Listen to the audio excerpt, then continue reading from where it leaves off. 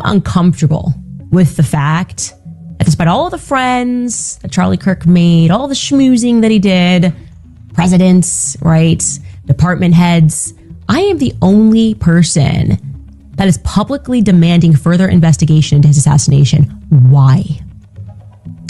It's totally rubbing me the wrong way. Something's not right here. Even Turning Point USA, they're just like, we've accepted, obviously there are holes in this narrative, and they're just like, we're gonna just keep up his show. What is going on, actually? I just want to say that and get that off of my chest. I don't like it. It's rubbing me the wrong way. They said it couldn't happen here. They said America was too secure, too prepared, too advanced for something like this to unfold in plain view. But the unthinkable happened. Charlie Kirk was shot and killed. And yet, instead of clarity, all we're left with are shadows, unanswered questions, and details that don't add up. If America was supposed to be the safest place on Earth, then how did this happen? And maybe the harder question is, who wanted this to happen? From the very beginning, one detail jumps out. Witnesses insist there was a woman with the shooter. Not maybe, not possibly, but seen with him, standing close, speaking to him, moving in sync with him. Yet strangely, the official narrative barely touches this. Why? Why is this detail being brushed aside when in any other case, that would be the headline? We should be asking, who was she? What was her role? Was she an accomplice, a handler, or someone planted there to ensure the job was carried out? And don't let anyone convince you otherwise. She was there. Too many accounts confirm it. The bigger question is why authorities seem determined to erase her presence. Why are they scrubbing early footage? Why is her name, her identity, her movements missing from police reports? What does it say when the government itself tries to rewrite events in real time? You can't just make a person disappear. Unless, of course, that person was never meant to be known. Let's talk about Charlie's wife. Imagine what she's going through right now. A husband ripped away in the most public, horrifying way possible. But then comes the silence. She is rarely speaking publicly, and when she does, her words sound rehearsed, controlled. Who is telling her what to say? Who is telling her what not to say? Families in high-profile cases are often shielded, but sometimes that shielding is more like a muzzle. What does she know that we don't? Did Charlie confide in her about threats, about dangerous information he might have been holding? Was she warned not to reveal too much? These are uncomfortable questions, but someone needs to ask them. This goes deeper than just one shooting. At the heart of this is trust, or the complete collapse of it. Americans no longer believe their government. And why should they? Every time a tragedy like this happens, the same script plays out. Lone gunman, open and shut case, no larger conspiracy. We've heard it all before. We heard it with JFK, with Martin Luther King Jr., with countless others, and every single time, years later, documents surface, whistleblowers emerge, and we learn that the truth was buried under layers of lies. So, why, in 2025, should we believe the official story now? Charlie Kirk wasn't just any public figure. He was polarizing, yes. He was controversial. He said things that angered a lot of people. But he also challenged institutions. He poked at the system. He called out the government, the elites, the machine that quietly controls so much of our daily lives. What if he had information that threatened someone powerful? What if he was about to expose something that was never meant to see daylight? Wouldn't that be reason enough for him to be silenced? Think about it. How many journalists, whistleblowers, or activists have suddenly been erased when they got too close to the truth?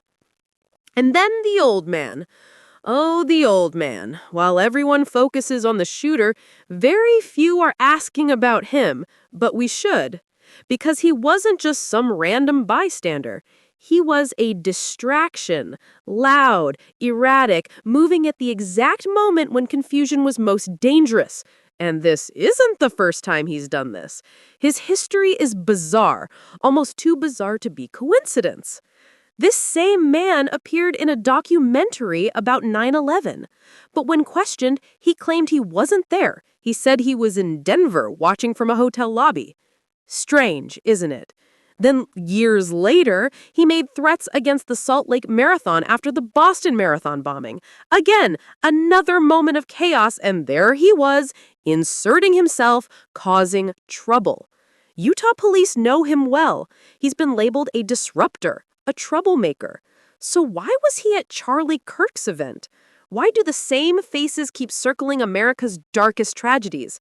At what point do we stop calling it coincidence? The rifle itself raises questions. Reports claim it was an older weapon, but let's be clear. Old rifles like Mausers are often modernized with composite frames. You can literally buy the stock online, slide the rifle in, and suddenly you have a weapon that looks brand new. Was this gun disguised? Who provided it? Who modified it? These details matter because weapons don't just magically appear in the hands of killers. Someone supplied it. Someone wanted it used. Who was behind it? And let's return to the woman. The more you think about it, the more haunting it becomes. She was with him, right there.